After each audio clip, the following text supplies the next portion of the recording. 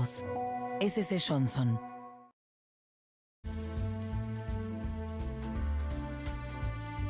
Papa terrenal entre la economía y la política. ¿Puede Francisco realmente ayudar en la renegociación de la deuda argentina?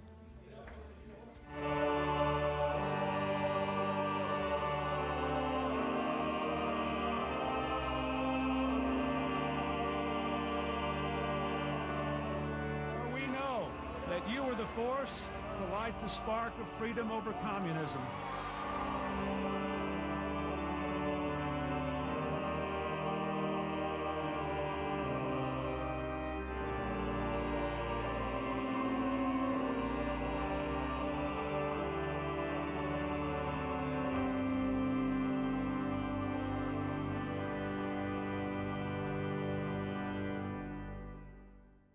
Bueno, los papas y los asuntos mundanos, hubo otro papa en la historia, el Papa Juan Pablo II, que también se metió en la política nacional de Polonia, muy tallado muy duramente ahí, y estamos con un hombre que conoce todo sobre religiones, Fortunato Malimasi. Muchas gracias, Fortunato. No, gracias por la invitación. Fortunato es doctor en Sociología por la Escuela de Altos Estudios en Ciencias Sociales de París. Bueno, y es un experto en estos temas de religión que se cruzan también con la política.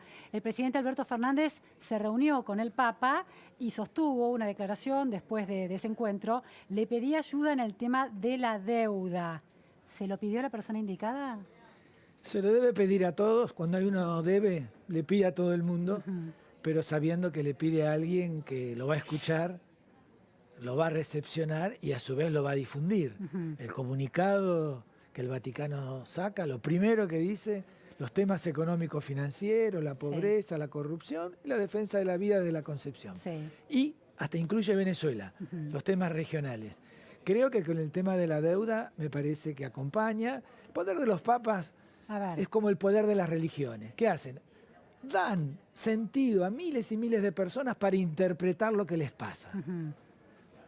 En el caso del catolicismo, acompaña política, social, cultural. Fíjate, en el comunicado nunca habla de religión y sin embargo estaba con el Papa. Claro. ¿Por qué? Porque el Papa comprende, o el catolicismo comprende, que esos temas son religiosos.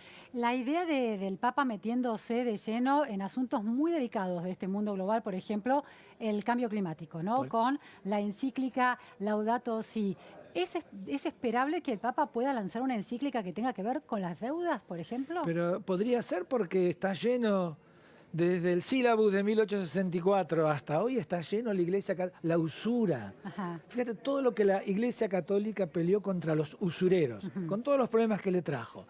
Y después, desde Pablo VI en adelante, todo el tema del sector financiero ha sido continuamente trabajado. Mismo Benedicto XVI, cuando hablaba de las guerras, ¿qué dice? Las guerras son fruto de los problemas financieros, los pueblos se endeudan, al endeudarse vienen los conflictos. Creo que ese es un tema casi, para algunos es ético, vos hablabas antes, para otros es puro dinero. Claro. Y intereses y poder. Ahora, esa Iglesia Católica lo hace juntando lo moral, lo ético y lo concreto, que eso lleva a la pobreza. ¿Podemos nosotros exigirle a alguien que le pague para que sigan siendo pobres?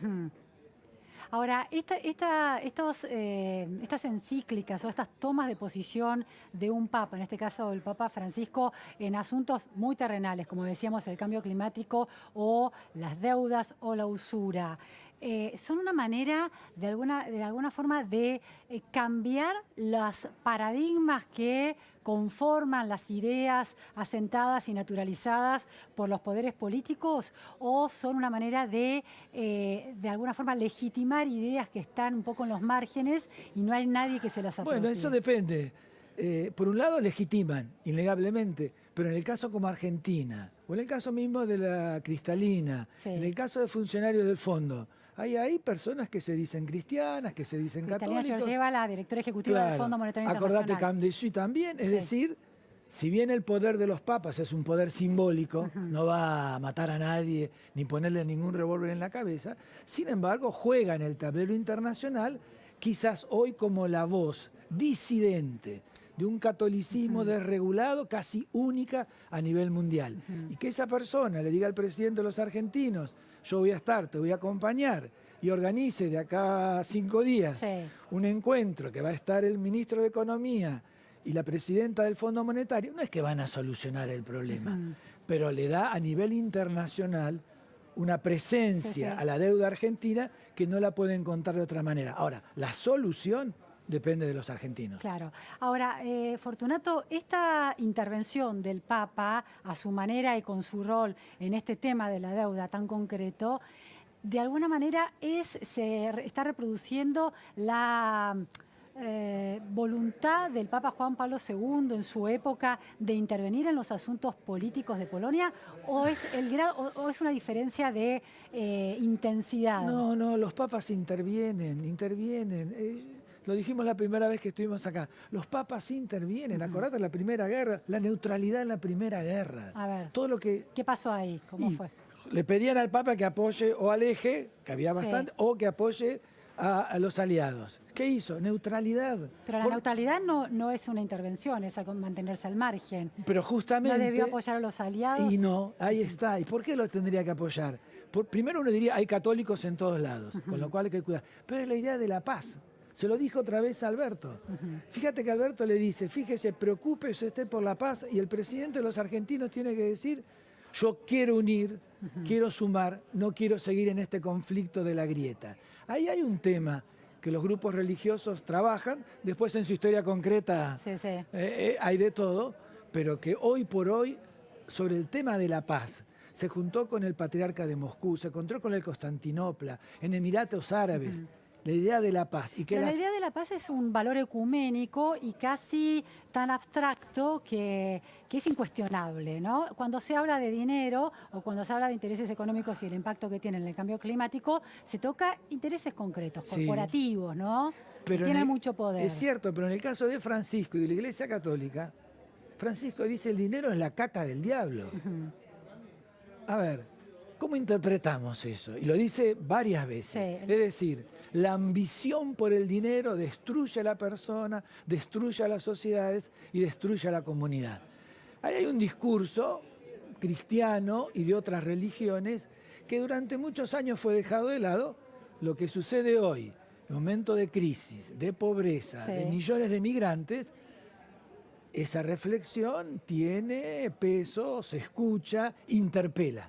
Tiene un poder simbólico. Sí. Ahora, el poder simbólico interpela y fuerte, se le tiene que oponer otro poder simbólico. Es decir, yo quiero cobrar porque merezco cobrar. Y hoy por hoy ese discurso, en el caso argentino y en otros países, empieza a tener dificultades.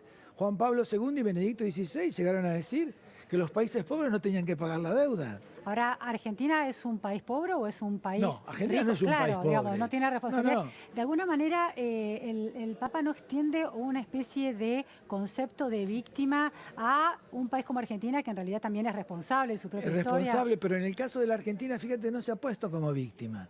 Ha dicho, yo voy a pagar, pero quiero pagar lo justo. Una palabra... Álvaro Sogaray se enojaba muchísimo cuando escuchaba la palabra justicia social, porque decía que si era justicia social, dejaba de ser justicia. En el discurso cristiano, en el discurso católico, justicia social, Claro. porque se anteponen Claro. no los valores del dueño, de los empresarios, sino el del bien común. Palabra mágica, si la hay, de siglos y siglos. Y la última cuestión, hay un modo más directo de intervención en la vida política que es recibir a un presidente y hacer una gestualidad, una reunión más larga y una gestualidad más cálida que la que tuvo con otro presidente como el presidente Mauricio Macri. Totalmente, porque no había afinidad, ni social, ni ideológica, te diría casi ni religiosa, entre el modelo del anterior gobierno y este. ¿No es un preconcepto del Papa en el sentido que la expresidenta y actual vicepresidenta Cristina Fernández de Kirchner es una mujer de fortuna, aunque haya dividido ahora su fortuna entre sus hijos? Porque la fortuna está al servicio de quién.